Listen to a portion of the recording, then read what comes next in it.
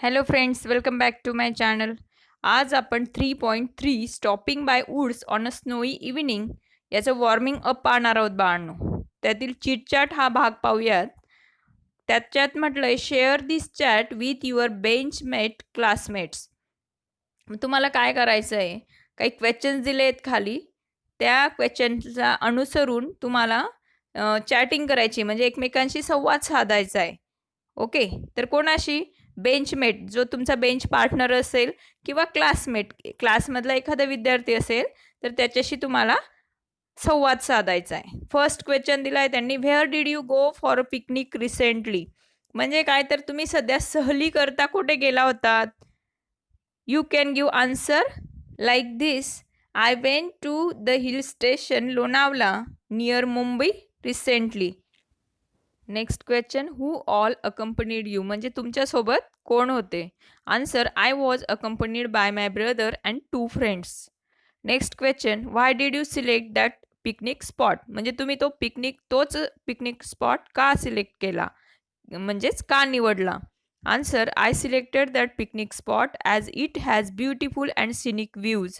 Lonavala also has great weather. Next question, what games, food, sights did you enjoy there? It means तुम्ही कोणकोणत्या खेळांचा, कोणकोणत्या अन्नपदार्थांचा आणि त्याचबरोबर साईट्स म्हणजे दृश्यांचा तुम्ही आनंद घेतला, एन्जॉय केलं. Answer, we played games at local stalls such as ring toss, hit the clown, basketball hoops etcetera. We also enjoyed eating local delicacies such as chikki and sandwiches. We went to scenic sites known as Lions Point and Bushy Dam. Next question, what did you feel when it was time to return home? जेव्हा घरी परतण्याची वेळ आली तेव्हा तुम्हाला कसं feel झालं, म्हणजे कसं वाटलं. Answer, I felt sad when it was time to return home as we had so much fun.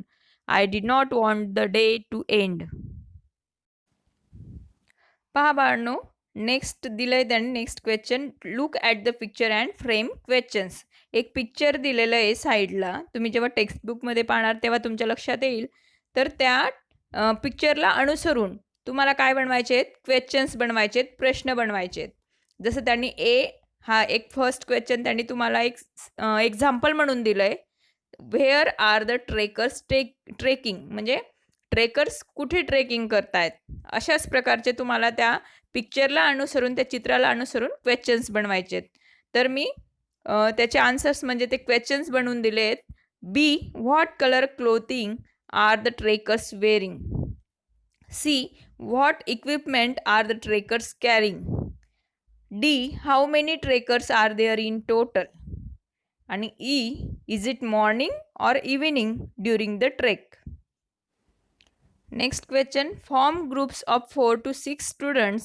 Every student should close his or her eyes. As the group leader reads aloud the following lines, the students try to create a picture in his or her mind. Later, each one gives a heading for each description. पहा क्वेश्चनमध्ये काय म्हटलंय त्यांनी, की form groups of 4 to 6 students, म्हणजे 4 ते 6 मुलांचा एक group तयार करायचा आहे. Every student should close his or her eyes, आणि त्या ग्रुपमध्ये असलेल्या मुली किंवा मुलांनी प्रत्येकाने आपले डोळे बंद करायचे आहेत, क्लोज करायचे आहेत. आणि ॲज द ग्रुप लीडर, आणि त्या ग्रुपचा एक लीडर असणार आहे, तर त्या ग्रुप लीडरने काय करायचं, reads allowed the following lines. त्याने फक्त त्या ज्या काही लाईन्स आहेत दिलेल्या, मध्ये दिलेल्या आहे त्यांनी दोन लाईन्स, तर त्या लाईन्स काय करायच्या आहेत तुम्हाला, तर जो लीडर आहे तो वाचणार आहे, रीड करणार आहे. The students try to create a picture in his or her mind. आणि स्टुडंट्स, त्या ग्रुपमधले इतर, त्यांनी काय करायचं आहे, तर आपल्या माइंडने एक पिक्चर बनवायचं आहे ना, इमेज करायचं, इमॅजिनेशन करायची तिकडे.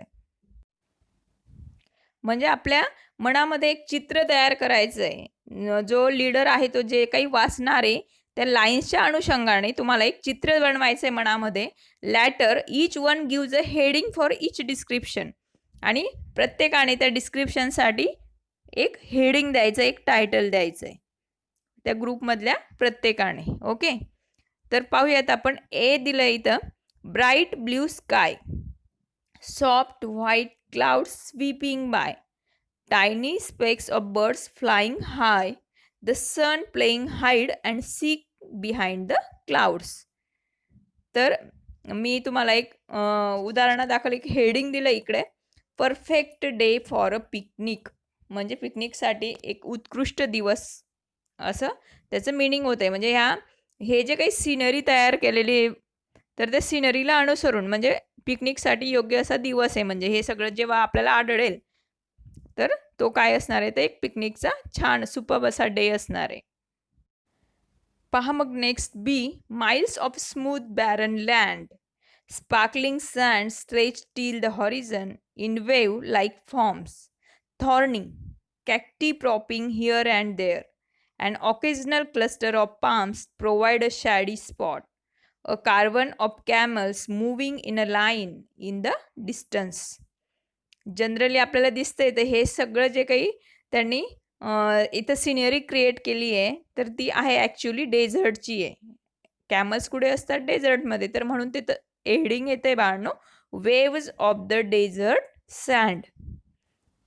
तिथे तुम्ही लाईफ इन द डेझर्ट हे सुद्धा हेडिंग देऊ शकतात.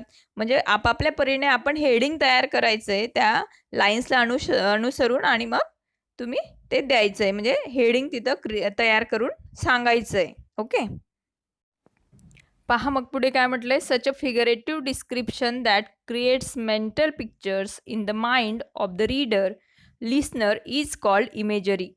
It is a poetic device that enhances the poem.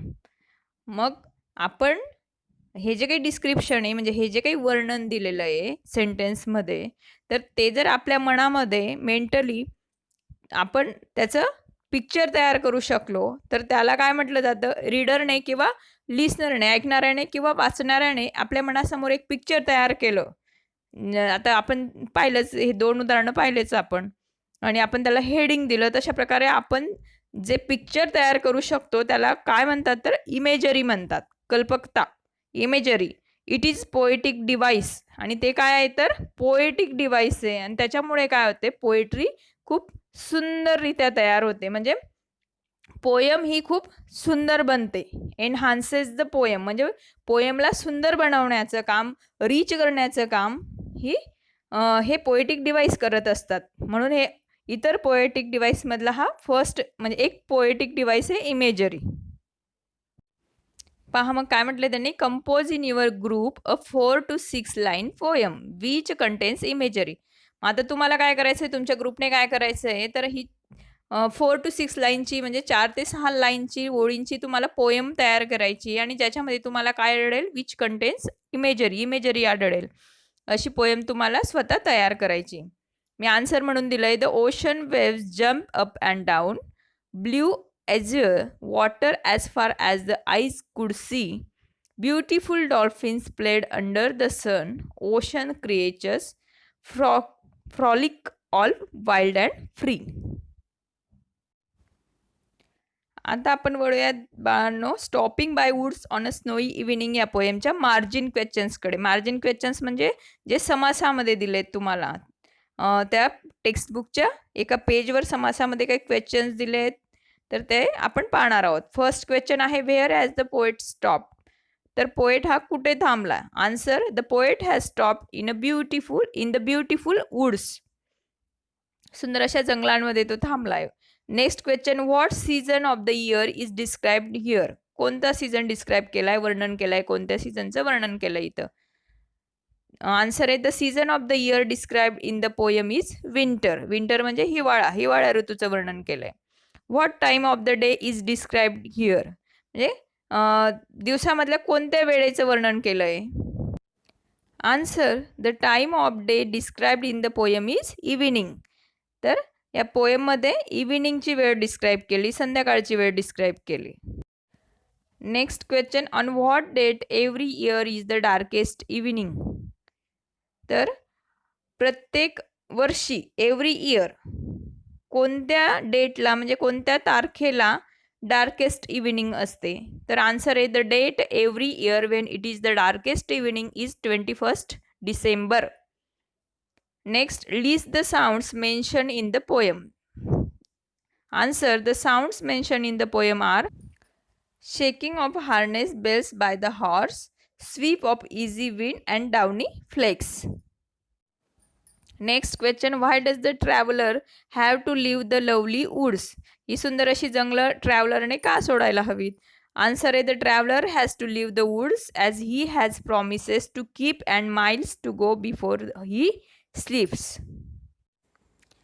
माझ्या विद्यार्थी मित्रांनो, व्हिडिओ तुम्ही पूर्ण पाहत जा आणि त्याचबरोबर व्हिडिओला लाईक करा, शेअर करा आणि माझ्या चॅनलला सबस्क्राईबही करा. थँक्यू.